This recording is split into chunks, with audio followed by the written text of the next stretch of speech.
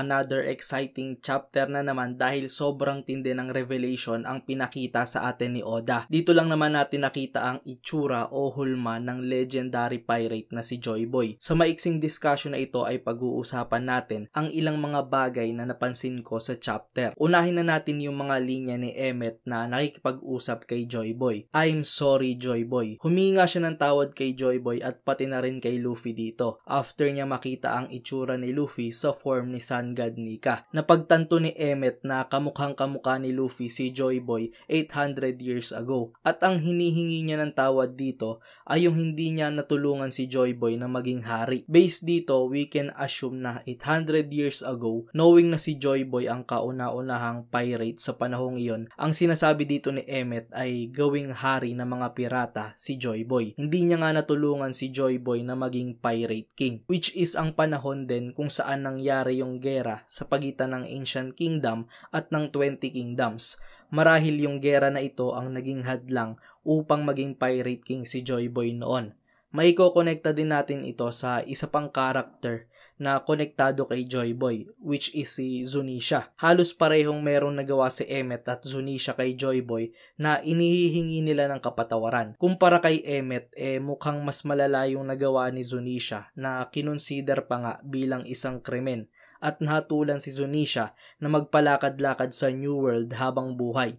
Itong dalawang karakter na ito nga yung natitirang companion o comrade ni Joy Boy na nakasurvive 800 years ago. Sunod ay yung stored haki ni Joy Boy. Hindi na nga bago sa atin ang konsepto ng stored haki. Kung matatandaan, may ilang instances kung saan yung mga espada sa serye ay naramdaman ng ilang mga karakter na mayroong aura ng dating may-ari ng mga ito. Halimbawa na lang nung naramdaman ni Kaido yung haki na nasa Enma noong ginamit ito ni Zoro. Naramdaman ni Kaido yung haki ni Kozuki Oden dito. Pero ang dating hindi naman talaga aware si Kozuki Oden na nalagyan niya ng haki yung espada. Kumbaga parang natural na na-absorb lang nung Enma yung haki ni Oden. Well, ayun naman talaga yung nagagawa nung Enma, diba? Nakita nga natin na hinihigop niya yung haki na kung sino yung hahawak sa kanya, which is ginawa niya nga kay Zoro. So yung stored haki ay hindi pa talaga na-establish. Ito yung pwede nating basehan kung bakit nga ba na-describe ni Vegapunk na advance yung technology ng mga tao 800 years ago. Posibleng isa sa mga technology nila yung paglalagay ng haki sa mga bagay-bagay, which is sa case dito ay sa isang nut o buhol ng tali. At alam nyo ba na hindi din bago sa atin yung kagaya nito? Kasi kung babalikan yung 2-year time skip ni Nami, sa Sky Island na Wederia ay naipakita yung technology na kung saan kaya mag-store ng napakalakas na hangin sa tinatawag nilang wind nut. Kumpara sa 800 years ago, ngayon ang kaya palang i-store sa ganito ay hangin at hindi haki. Dagdag pa natin, nakita natin kung gaano kalakas yung haki na yon ni Joy Boy. Enough yung haki ni Joy Boy upang mayanig, halos lagpas pa nga ng Egghead Island. To the point na yung 5 elders ay napatalsik niya pabalik sa Holy Land. Even si Imu-sama naramdaman yung napakalakas na haki ni Joy Boy. Hindi naman totally napatalsik niya yung 5 elders kasi ang dating nang nangyari dito ay na-teleport pabalik yung remaining 5 elders sa Holy Land. Same way kung paano sila napunta sa Egghead Island. At dahil si Saint Saturn lang yung natira sa Egghead Island, posible nating i-assume na isa ito sa kanyang mga ability, ang maisamon ang iba pang 5 elders sa isang lugar. Kumbaga temporary teleportation.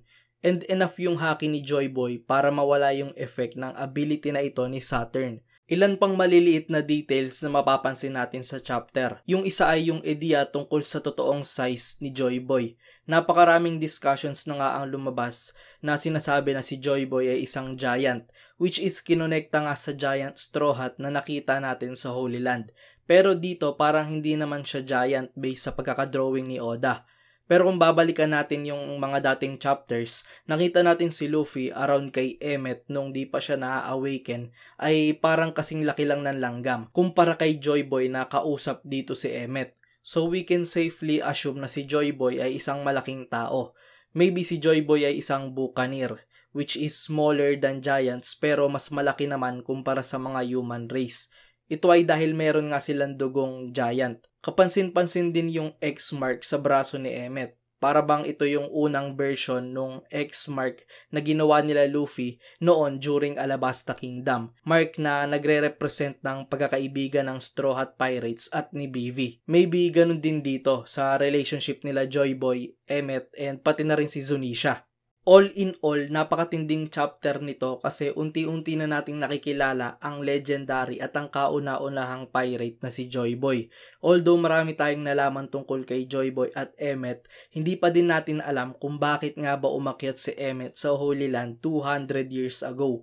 Posible kayang ito ay dahil sa giant straw hat na nasa Holy Land. Posible kayang mayroong taong kumain ng Gomu Gomu no Mi nung mga panahong ito at na-awaken yung Sun God Nika form. Ito yung mga tanong na hindi pa nga nasasagot. Napakaraming events ang nangyari 200 years ago and isa na ito dito. Kaya abangan na lang natin kung i-explain pa ba sa atin ni Oda yung mga bagay na to.